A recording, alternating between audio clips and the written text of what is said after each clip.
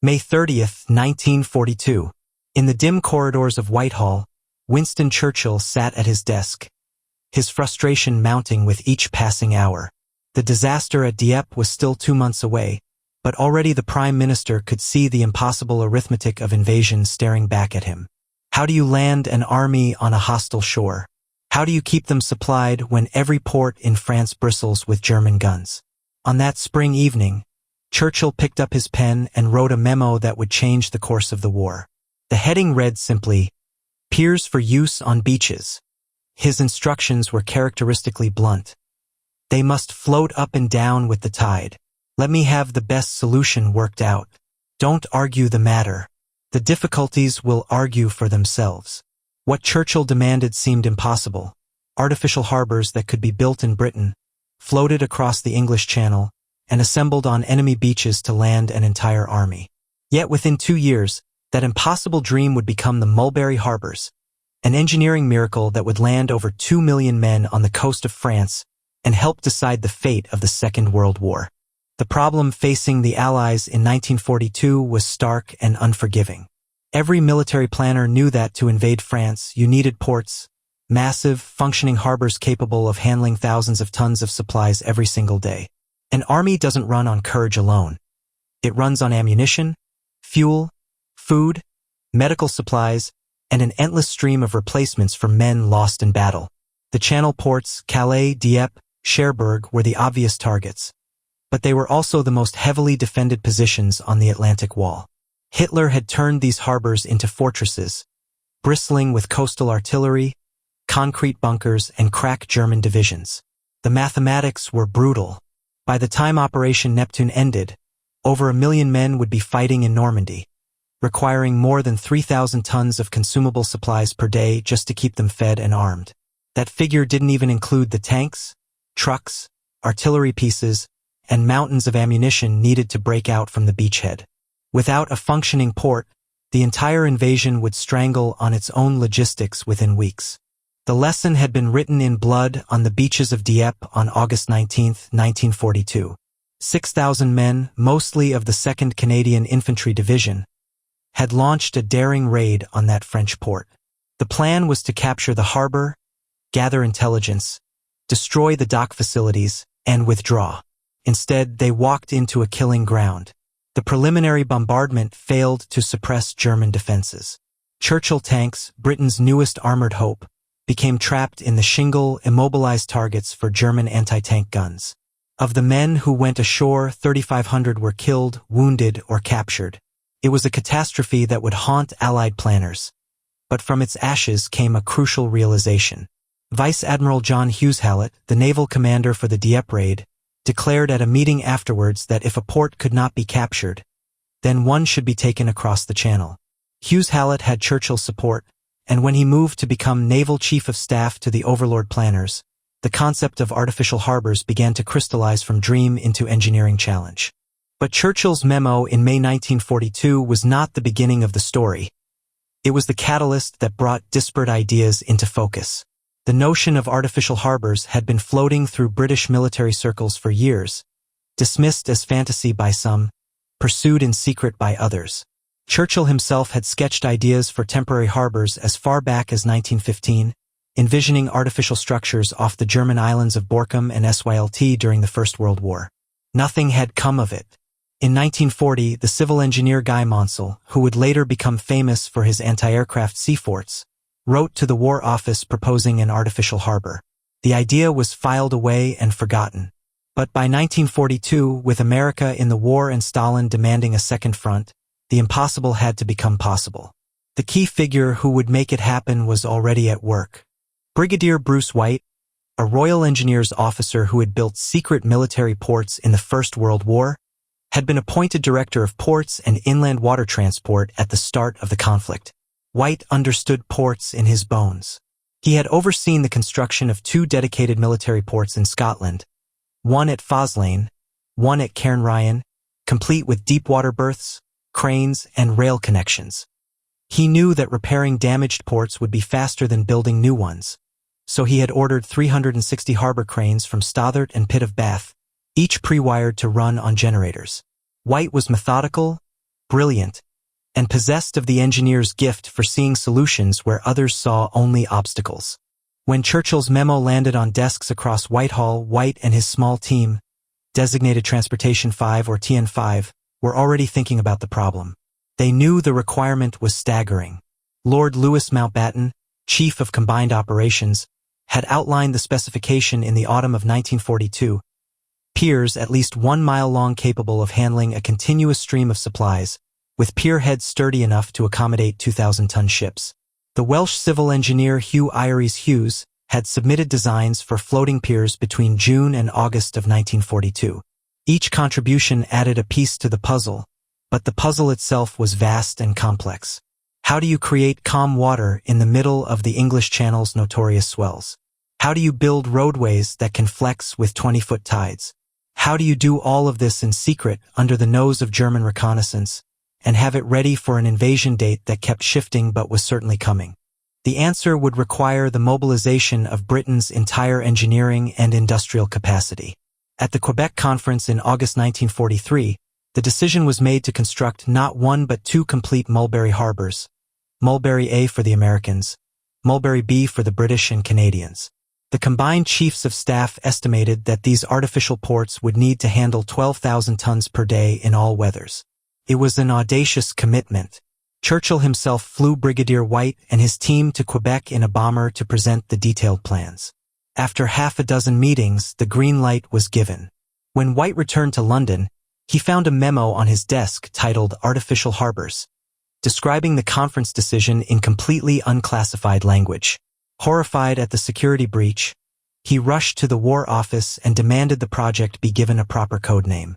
They consulted the Big Book of Code Names, found the next available designation, and the Mulberry system was officially born.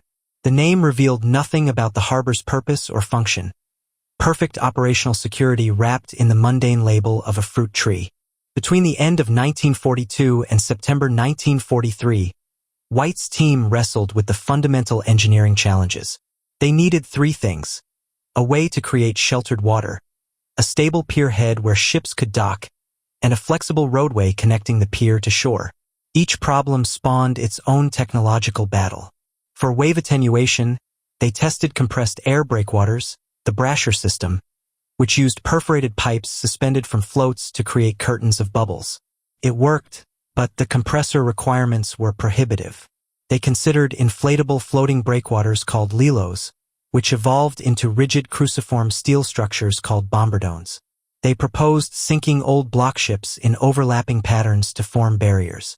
And they designed massive concrete caissons, codenamed Phoenix, that could be towed into position and flooded to sink onto the seabed, their sheer mass creating an artificial breakwater 6 miles long. The arguments between the Admiralty and the War Office over which system to use were fierce and counterproductive. Air Chief Marshal Sir Charles Portal finally cut through the bureaucratic warfare with a pragmatic assessment of risk versus resource. They would use all 3 systems, bombardons, blockships codenamed corncobs, and Phoenix caissons, each deployed where it worked best. The pier head design came from an unlikely source. At a dinner at Chequers, Bruce White explained to Churchill how a ship could survive a storm by raising itself above the waves on spud legs, telescoping supports that could lift a platform clear of the water. White recalled witnessing exactly this during a storm at Valparaiso Harbor in 1924, when a rock-cutting dredger called the Derrishes had survived by raising itself on its legs, while other ships were battered to pieces.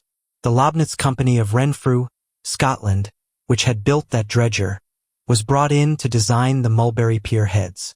The result was a steel platform 200 feet long by 60 feet wide, with a 90-foot spud leg at each corner. Electric motors could raise or lower the entire structure, allowing it to adjust to the tide while providing a stable, quayside-like platform for ships to unload regardless of sea conditions. Each pier head would be equipped with diesel generators to power the motors. It was elegant, practical, and drew directly on proven maritime technology. The flexible roadway, codenamed Whale, proved to be the most complex engineering challenge of all. Designed primarily by Major Alan Beckett of the Royal Engineers and William Everall, the Whale had to be strong enough to carry fully loaded Sherman tanks, flexible enough to accommodate the channel's 20-foot tidal range, and durable enough to survive storms that could blow up with terrifying speed. Beckett's design used flexible bridge spans mounted on floating pontoons codenamed Beetles. Each span required complex spherical bearings to allow movement in multiple directions: lateral, vertical, and torsional. Supporting each span were Beetle pontoons, each capable of supporting 56 tons, including a 25-ton tank as a single load. The original Beetles were designed to be built from steel, but as the massive Bombardon breakwaters consumed more and more of Britain's limited steel reserves, many Beetles had to be constructed from ferroconcrete, reinforced concrete, a compromise that would later prove troublesome. At the pier head end, a telescoping span allowed the roadway to extend and contract with the tide. At the shore end, special connector sections would bridge the final gap to the beach.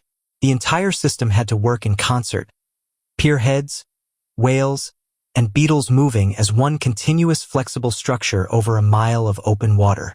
By December 1943, design work was complete and production began. The scale was staggering. 23 pier heads were ordered, including 14 buffer pontoons designed specifically to accommodate LST landing ships. 10 miles of floating roadway required 120 80-foot spans and 670 Beetle pontoons. For the breakwaters, the construction specifications called for 147 Phoenix caissons in 6 different depth variations, each displacing 6,000 tons when afloat. 93 Bombardons would consume 20,000 tons of steel. The project mobilized over 55,000 workers across hundreds of manufacturing sites: the Thames and Clyde Rivers, Richborough in Kent, Southsea, Southampton, and Marchwood. Dry docks that should have been repairing warships were instead casting massive concrete caissons. The entire British engineering and ship repair industry strained under the burden. The construction of the Phoenix caissons became an industrial epic in its own right. Each Phoenix was a hollow concrete box up to 60 meters long, 18 meters high, and 15 meters wide. They had to be airtight when floating but could be flooded through valves to sink them in controlled fashion onto the seabed. Construction began in October 1943, but by January 1944, the schedule was already 3 weeks behind. The shortage of steel meant wall thickness and reinforcement had to be compromised, a calculated risk based on the caisson's short intended lifespan. As Captain C.R. Johnson of the U.S. Navy Construction Corps discovered, when he was rushed to England to assess progress, British optimism about completion dates was often based more on hope than reality. Yet the work continued at a frantic pace. Some Phoenix caissons were built in dry docks and then sunk off the south coast of England for concealment from Luftwaffe reconnaissance. They would be refloated just before D-Day, rising from the depths like the mythical bird that gave them their name. The secrecy was extraordinary. 15,000 workers at sites like Stokes Bay constructed these massive structures, and then deliberately sank them to hide them from German spy planes. An entire covert industrial operation was unfolding along Britain's southern coast, and the Germans never suspected the scale of what was coming. Testing was conducted at Garlieston in Scotland, where the beaches matched Normandy's shallow gradients, 30-foot tidal range, and soil conditions. Here, 3 competing designs for connecting ships to shore were put through their paces.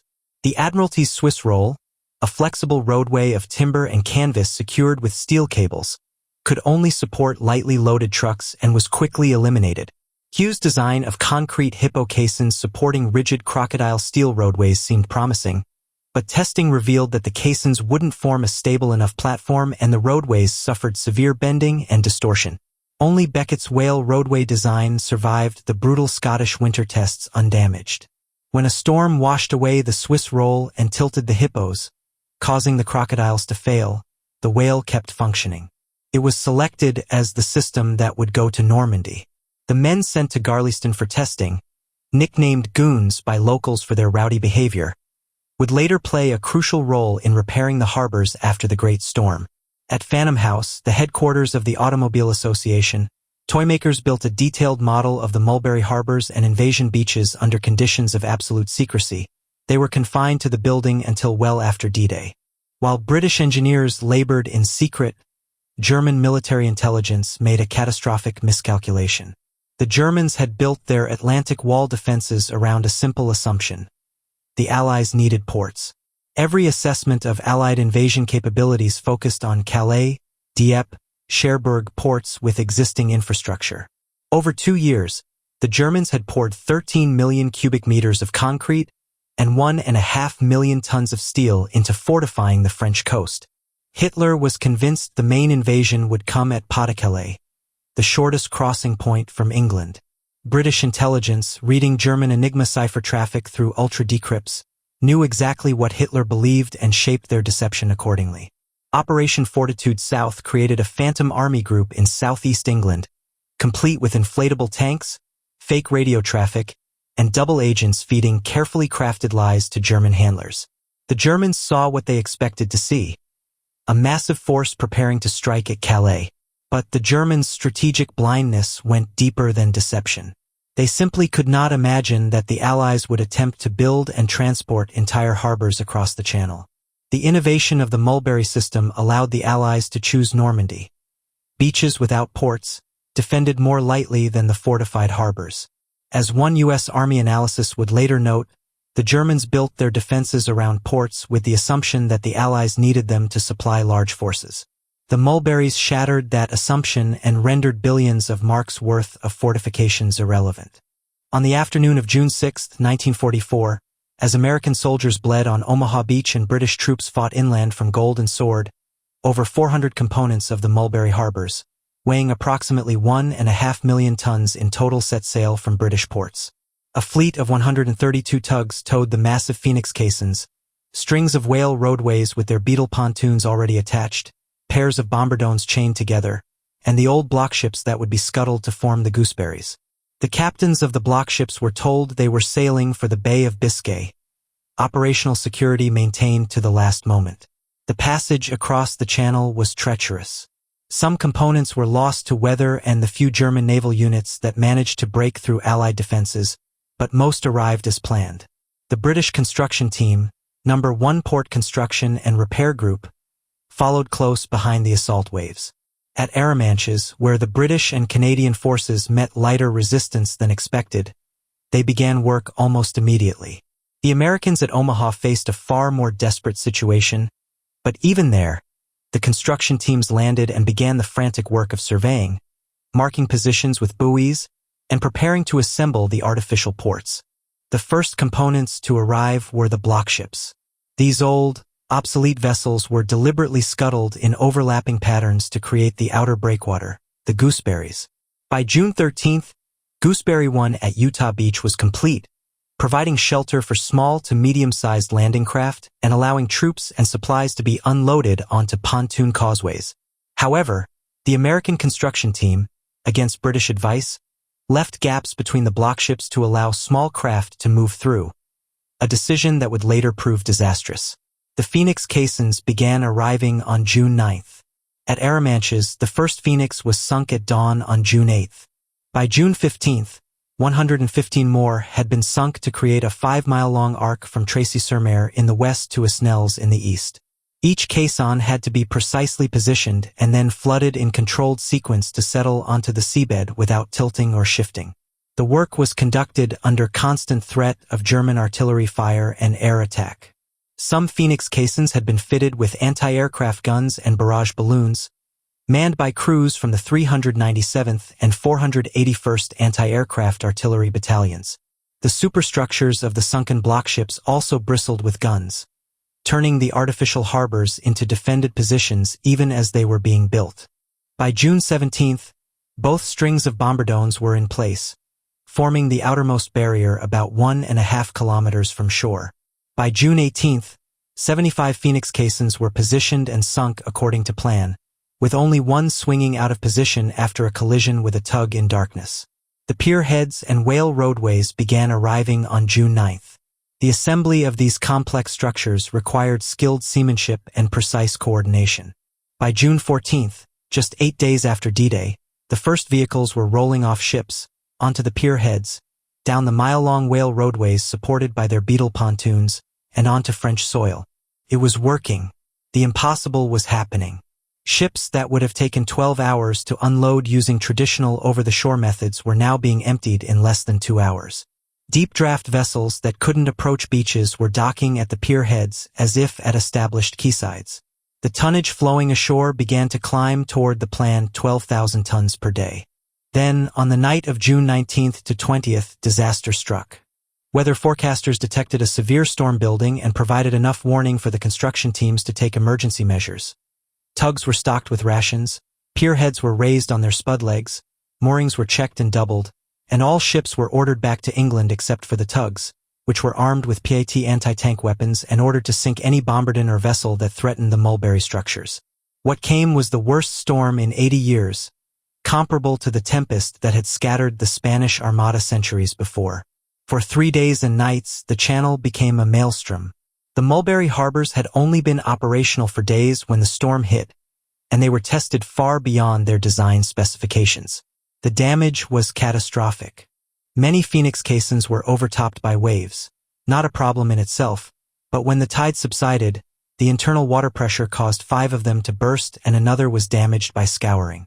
Every single bombardon broke loose from its moorings, their cruciform steel frames becoming 60-ton battering rams driven by wind and current. Hundreds of landing craft were tossed around and destroyed. Out of 650 LCTs in the area, only 330 survived, though the amphibious WWII vehicles managed to drive onto beaches to ride out the storm. Mulberry A at Omaha Beach, more exposed than Mulberry B at Arromanches, suffered devastation. Pier heads and roadways were smashed by the violence of the sea and the impacts of free-floating bombardones. 21 of the 30 Phoenix caissons at Omaha were destroyed by a lethal combination of severe scouring, internal pressure, and battering from loose breakwater sections. The American construction team's decision to leave gaps in the block ships, against British advice, and their incomplete training in proper mooring procedures for the whale and beetle components, contributed to the scale of the disaster. Senior U.S. officers examined the wreckage and made the decision. Mulberry A was too damaged to repair. The usable components would be salvaged and sent to Arromanches to reinforce Mulberry B. 5 British landing craft that had broken loose during the storm had also contributed to the damage at Omaha, a reminder that the channel's fury respected no national boundaries. Yet even in destruction, Mulberry proved its worth. The reinforced gooseberries at Omaha continued to provide sheltered water. This allowed U.S. forces to use LST landing ships, Rhino ferries, and WKW amphibious trucks to continue landing supplies. The calm water created by the outer breakwater, even without the pier heads and roadways, made over-the-beach offloading far more effective than it would have been in open seas. Favorable geology at Omaha, unknown until after the landing, allowed heavy construction equipment to cut beaching channels that reduced LST turnaround times dramatically. By D+30, Omaha was operating at an average of 9,000 tons per day throughput using these improvised methods. At Arromanches, the damage to Mulberry B was serious but reparable. The goons, who had tested the systems at Garleyston, were summoned to help with emergency repairs. Components salvaged from Mulberry A were towed across to reinforce the British harbor. The Phoenix caissons were doubled up for strength and filled with dredged sand. Their tops covered with steel sheeting, gaps packed with rock-filled steel mesh gabions. Engineers worked around the clock, often under German artillery fire from positions inland. Ships that had been damaged were cut open to get at their cargo. Vessels were deliberately beached regardless of whether they could be refloated, desperate measures for desperate times. But the Mulberry B team, drawing on months of training and the hard lessons learned during construction, brought the harbor back to operational status. The bombardones, which had caused so much destruction, were not reinstated. They were judged a failure, a waste of 20,000 tons of steel that could have been better used elsewhere. But the core system of Phoenix breakwaters, pier heads, and whale roadways continued to function. For 5 months, Mulberry B remained in continuous operation, far longer than its original design specification.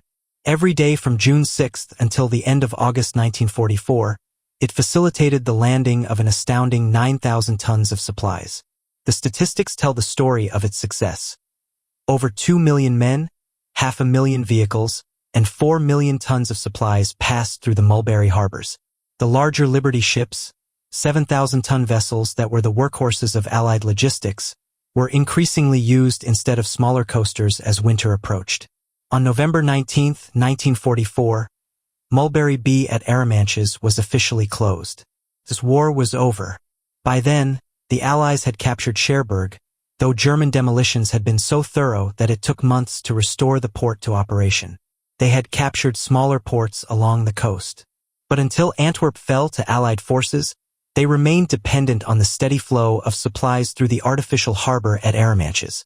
The gamble had paid off. The Mulberry harbors had given the Allies the logistical foundation they needed to break out from the beaches and begin the liberation of Europe. The psychological impact on German leadership was profound. When Albert Speer, Hitler's Minister of Armaments and War Production, surveyed the wreckage of German defenses after the war, he was forced to confront a devastating truth. In his memoir, he wrote words that served as an epitaph for the Atlantic Wall. To construct our defenses we had in 2 years used some 13 million cubic meters of concrete and 1.5 million tons of steel. A fortnight after the landings by the enemy, this costly effort was brought to nothing because of an idea of simple genius. As we know now, the invasion forces brought their own harbors and built at Arromanches and Omaha, on unprotected coast, the necessary landing ramps. It was a remarkable admission from one of Nazi Germany's most capable administrators. The Atlantic Wall, that monument to German engineering and industrial might, had been rendered obsolete by British ingenuity and Allied determination. All those millions of cubic meters of concrete, all those bunkers and gun emplacements guarding the ports, they had been defending the wrong places. The Allies had simply gone around them, bringing their port with them. For the German generals in Normandy, the realization came too late. Field Marshal Erwin Rommel had argued for mobile reserves and immediate counterattack, but Hitler's faith in static defenses had won out. The Führer kept divisions in reserve at Pas-de-Calais, convinced even after D-Day that the Normandy landings were a feint and the real invasion was still coming. Double agents like Garbo sent messages to their German handlers confirming this belief, and the Germans ordered 2 panzer divisions heading for Normandy to return to Pas-de-Calais on June 10, 4 days after D-Day, because of certain information gained from Allied intelligence. The German 15th Army remained frozen in place, guarding against an invasion that would never come, while in Normandy the Allies built up their forces through harbors the Germans never imagined could exist. The Allied mastery of deception, signals intelligence, and technical innovation had created an operational environment where German commanders were making decisions based on a false picture of reality. The Mulberries were the physical manifestation of that strategic misdirection. Artificial harbors appearing on beaches the Germans thought couldn't support sustained operations. The legacy of the Mulberry harbors extended far beyond the beaches of Normandy. After the war, several Phoenix caissons were used to repair damaged sea defenses.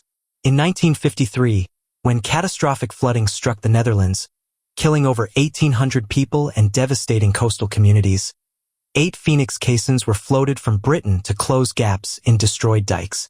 They are still there today, transformed into the National Monument Watersnood 1953, with one caisson housing a museum commemorating the flood and those who fought it. Other whale roadway sections were used as bridges in northern France, some serving for decades after the war ended. A whale section can be seen at the Imperial War Museum Duxford, a testament to the durability of Beckett's design. Phoenix caissons remain visible off Arromanches today, still forming a protective arc where once they sheltered the invasion fleet. They have become artificial reefs, colonized by marine life, monuments to human ingenuity slowly being reclaimed by the sea. The engineering principles developed for Mulberry influenced post-war harbor and offshore construction. The Lobnitz company that designed the pier heads based them on their dredging platform designs, and those same principles were used in the Berghaven dredger built in 1980, which remained in service into the 21st century, still using the spud leg technology that had raised pier heads above Normandy's waves. The techniques for building massive concrete structures, towing them into position, and sinking them in precise formations informed everything from offshore oil platforms to modern floating docks. Alan Beckett's flexible roadway designs influenced the development of floating bridges and causeways used by military engineers for decades afterward. Bruce White's methodical approach to large-scale engineering projects, his use of separate technical and manufacturing committees, his insistence on testing in realistic conditions, his recruitment of specialist consultants, became a model for how to manage complex, multidisciplinary engineering challenges under extreme time pressure. But perhaps the most important legacy was strategic. The Mulberry harbors demonstrated that technological innovation could fundamentally alter military possibilities. They allowed the Allies to choose the time and place of invasion based on operational considerations rather than being forced to attack where ports existed. This flexibility, the ability to strike where the enemy was weak rather than where geography dictated, was a revolution in amphibious warfare. The Germans had built their entire defensive strategy around controlling ports. The Allies had rendered that strategy obsolete before the first landing craft hit the beaches. Modern military planners still study the Mulberry harbors as a case study in how innovation can create asymmetric advantages, how engineering can solve problems that appear insoluble, and how operational security and deception can multiply the impact of new technologies. The human story embedded in the Mulberry harbors is equally profound. 55,000 workers built components in Britain, many of them women in war industries, elderly men, and those deemed unfit for combat service.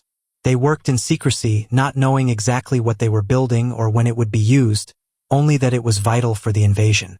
Engineers like Bruce White, Alan Beckett, and Hugh Hughes worked themselves to exhaustion, fighting bureaucratic battles, solving unprecedented technical problems, and watching their designs go from concept sketches to massive concrete and steel structures.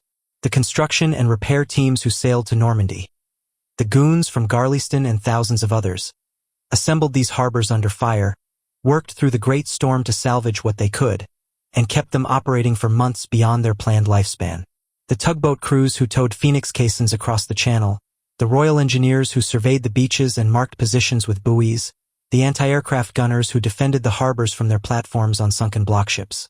All of them were part of an engineering epic that rivaled any military campaign. The challenges they faced were extraordinary. Consider the Phoenix caissons. Each one was a hollow concrete box 6,000 tons in displacement, airtight when floating but capable of being flooded in controlled sequence through valves to sink precisely onto a seabed that had only been surveyed weeks before. Towing these massive structures across the channel in June weather, when storms could materialize with little warning, required seamanship of the highest order. One caisson was lost to a collision in darkness. Others were damaged during the crossing. Yet 146 Phoenix caissons reached Normandy and were positioned with remarkable precision, creating 6 miles of breakwater that turned open beaches into sheltered harbors. The whale roadways, over a mile long, had to flex with the tide while remaining stable enough for tanks to cross. The telescoping spans at the pier head end had to extend and contract smoothly. The spherical bearings that allowed the bridge spans to move in multiple directions had to function after being soaked in salt water and battered by waves. Every component had to work the first time under combat conditions, with no opportunity for the iterative testing and refinement that normally characterizes engineering projects. The Mulberry harbors were not without their failures and controversies. The Bombardons consumed 20,000 tons of steel, displaced workers and facilities from Phoenix construction, and ultimately failed catastrophically during the storm, contributing to the destruction rather than preventing it. The decision to build many beetles from ferroconcrete rather than steel, necessitated by material shortages, reduced their durability and increased maintenance requirements. The Americans' incomplete training and their decision to leave gaps in the gooseberry blockships at Omaha contributed to the destruction of Mulberry. These failures were learning experiences purchased at high cost, but they were also inevitable consequences of attempting something unprecedented on a vast scale under wartime pressure. The cost was staggering. Britain spent over £140 million on the Mulberry harbors, approximately £6 billion in modern terms. That sum could have built dozens of warships or thousands of aircraft. The labor and materials diverted to Mulberry could have been used elsewhere in Britain's war economy. Critics argued then, and some historians have argued since, that the resources would have been better spent on increasing the number of landing craft, which remained in short supply throughout the war. The counterargument is simple. Without the Mulberries, the invasion either would not have succeeded or would have taken far longer, with casualties measured not in thousands but in tens of thousands. The ability to land supplies at rates approaching those of established ports meant that Allied forces could build up faster than the Germans could reinforce, creating the conditions for breakout. The Mulberries bought time, and in war, time is measured in lives. The construction timeline itself was a logistical miracle that deserves emphasis.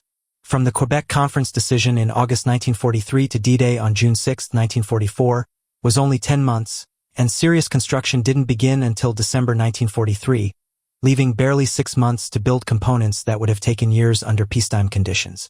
The British construction industry was already strained by the demands of war, building airfields, repairing bomb damage, constructing coastal defenses, producing concrete for bunkers and runways. Adding the Mulberry harbors to that burden required careful prioritization and ruthless efficiency. Some projects were delayed or cancelled to free up resources. The Admiralty had to accept that civilian ship repairs would take longer because dry docks were building Phoenix caissons. The RAF had to accept that some airfield expansions would be postponed. Every ton of steel, every cubic meter of concrete, every skilled worker had to be allocated and tracked. Bruce White's Transportation 5 unit coordinated this industrial symphony from a handful of offices, using telephone, telegraph, and personal visits to keep hundreds of contractors and subcontractors working toward a single deadline that could not slip. The security operation was equally impressive. 15,000 workers were building components along the south coast of England, many of which were visible from the shore. German reconnaissance aircraft regularly flew over Britain, photographing military installations and industrial sites. The solution was partial concealment and misdirection. Many Phoenix caissons were built in dry docks, then sunk offshore in relatively shallow water where they appeared to be shipwrecks or anti-submarine barriers. Workers were told they were building components for naval bases or refueling platforms for bombers. The code name Mulberry revealed nothing about function. The separate components, Phoenix, Whale, Beetle, Bombardon, Corncob, were never assembled in Britain, so even workers who built them couldn't visualize the complete system. Compartmentalization meant that each contractor knew only their piece of the puzzle. The overall picture was restricted to a tiny group of senior officers and engineers who had signed the Official Secrets Act and understood that loose talk could cost thousands of lives. The Germans never penetrated the secret. Their intelligence assessments before D-Day mentioned the possibility of artificial piers but dismissed them as impractical. They were looking for the invasion fleet, but they couldn't imagine that the fleet included the port itself. The choice of Normandy as the invasion site was intimately connected to the Mulberry harbors. Without artificial harbors, the Allies would have been forced to capture a major port quickly, meaning Cherbourg or a channel port. All of those were heavily defended. Normandy's beaches were defended more lightly, but they lacked ports entirely. The German 15th Army, stationed at Pas-de-Calais, was larger and better equipped than the German 7th Army defending Normandy. If the Germans had correctly anticipated the invasion site, they could have concentrated their mobile reserves and made the beaches untenable. The Mulberries allowed the Allies to exploit German assumptions and create a sustainable lodgment in a sector the Germans had deemed impossible to supply. Field Marshal Gerd von Rundstedt, the German commander-in-chief West, had argued that the Allies must capture a port within days or the invasion would fail. He was wrong because the Allies brought their port with them. Von Rundstedt's failure of imagination, shared by most of the German high command, was as much a factor in the Allied victory as the courage of the soldiers storming the beaches. The weather on D-Day itself was marginal, and the decision to proceed was one of the most consequential in military history. General Dwight D. Eisenhower, Supreme Allied Commander, had to balance the risks of postponement against the risks of landing in less than ideal conditions. The tides, moon phase, and weather all had to align for the invasion to succeed. The originally planned date of June 5th was postponed by 24 hours due to storms. When meteorologists detected a brief window of slightly better weather on June 6th, Eisenhower made the call, "Okay, let's go." The Mulberry components were already being towed across the channel. Some had departed on June 5th, expecting the invasion to proceed as originally scheduled. When D-Day was delayed, the tugs simply held position in the channel, riding out the storm while waiting for the revised signal. The flexibility and redundancy built into the Mulberry towing plan meant that the delay didn't disrupt the overall timeline significantly. By the evening of June 6th, the first block ships were in position ready to be scuttled.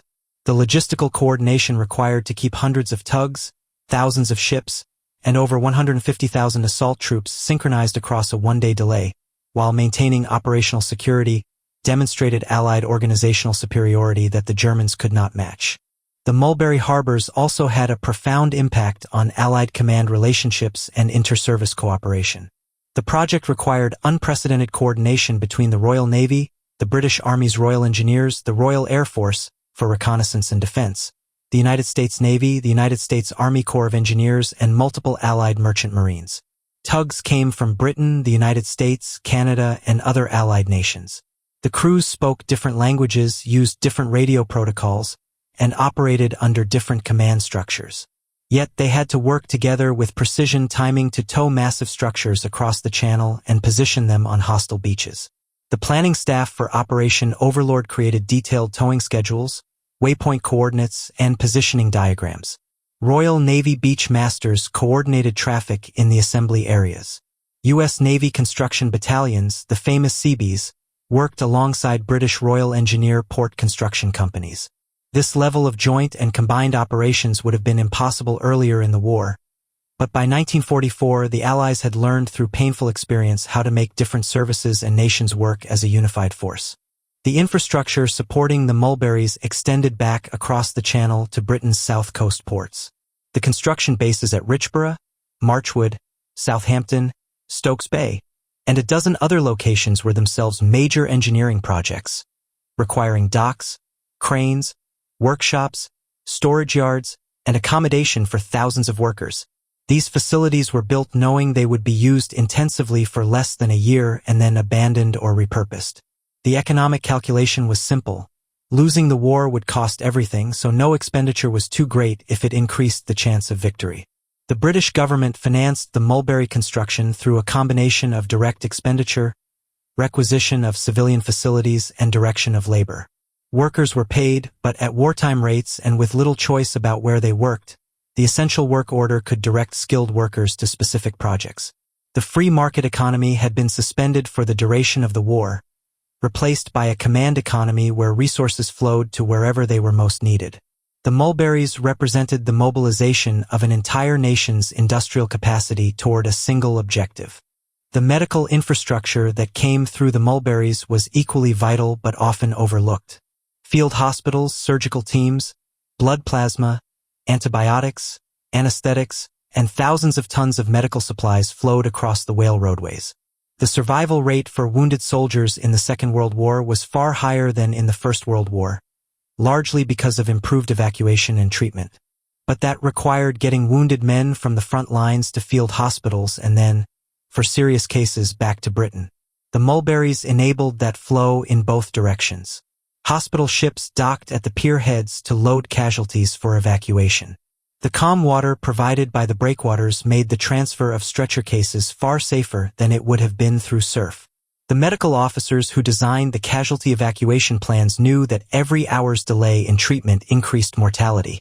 The Mulberries shortened those delays measurably, and thousands of soldiers survived wounds that would have killed them without that rapid evacuation capability. Fuel was another critical commodity that flowed through the Mulberries. Modern mechanized armies consume vast quantities of fuel. Tanks, trucks, aircraft, and generators all require petroleum products. The original plan was to pump fuel across the channel through undersea pipelines codenamed Pluto, pipeline under the ocean. Pluto was another remarkable engineering achievement, laying flexible pipelines on the channel floor from pumping stations on the Isle of Wight to terminals in Normandy. But Pluto took weeks to become operational and its capacity was limited. In the meantime, fuel came ashore in jerrycans, barrels, and tanker trucks landing through the Mulberries. The logistics of fuel distribution were staggering. Every gallon had to be tracked, stored, and transported to the units that needed it. The Mulberries provided the controlled, high-capacity entry point that made that distribution system possible. Without them, fuel would have been offloaded over open beaches in far smaller quantities, creating bottlenecks that would have slowed or halted operations. The Mulberry harbors also played a role in the liberation of Paris. By late August 1944, Allied forces had broken out from Normandy and were racing across France. General George S. Patton's Third Army was advancing so rapidly that it outran its supply lines. His tanks literally ran out of fuel and had to halt while supplies caught up. The supplies that sustained that breakout came through the Mulberries and the captured ports. Every Sherman tank, every artillery shell, Every gallon of gasoline had to cross the English Channel. The Mulberries provided the capacity to sustain offensives on multiple axes simultaneously. When Paris fell on August 25, 1944, the victory was made possible by the logistical foundation built on the beaches of Normandy. The French civilians who cheered the liberating armies saw tanks and soldiers. Behind those soldiers stretched a supply chain that ran back through Arromanches across the Channel to Britain, and from there to the factories of America and the British Empire. The Mulberries were the crucial link in that chain. By October 1944, the port of Antwerp had been captured, but the approaches through the Scheldt estuary were still held by German forces. Until those defenses could be cleared, Antwerp couldn't receive shipping. The Allies remained dependent on the Normandy beaches, the small captured French ports, and Mulberry B at Arromanches. The Mulberry was operating beyond its design lifespan, suffering from accumulated wear, storm damage that hadn't been fully repaired, and the inevitable deterioration of structures exposed to saltwater and rough seas. Maintenance crews worked constantly, replacing beetle pontoons as they developed leaks, reinforcing Phoenix caissons as cracks appeared in the concrete, and adjusting mooring lines as components shifted. The fact that the harbor remained operational through October and into November was a tribute to over-engineering and the skill of the maintenance teams. When Mulberry B was finally closed on November 19, 1944, it had exceeded every expectation. The temporary harbor that was supposed to last a few months had operated for over 5 months under conditions that would have challenged permanent facilities. In the final accounting, what did the Mulberry harbors achieve? They landed over 2 million men, 500,000 vehicles, and 4 million tons of supplies on hostile beaches 6 miles from the nearest port. They allowed the Allies to choose Normandy over more heavily defended sectors. They rendered the Atlantic Wall obsolete and German strategic planning irrelevant. They sustained offensive operations that liberated France, Belgium, the Netherlands, and ultimately drove into Germany itself. The lives saved because wounded soldiers could be evacuated quickly, because reinforcements arrived to take pressure off exhausted units, because artillery had ammunition and tanks had fuel. Those lives can never be precisely counted, but they number in the tens of thousands at minimum. The Mulberry harbors turned the German assessment of Allied capabilities upside down. Instead of being constrained by the need to capture ports, the Allies could land anywhere and bring their port with them. That strategic flexibility fundamentally altered the course of the war in Western Europe. The human genius behind the Mulberries deserves final recognition. Winston Churchill, whose May 1942 memo set everything in motion, combined strategic vision with an engineer's appreciation for practical solutions. Bruce White, the methodical Royal Engineer who coordinated the entire construction effort, turned vision into reality through organizational brilliance and technical mastery. Hugh Eyries Hughes, the Welsh civil engineer whose floating pier designs were incorporated into the final system, demonstrated that elegant solutions come from understanding fundamental principles. Alan Beckett, who designed the Whale roadways, created a flexible structure that survived conditions that destroyed supposedly more robust alternatives.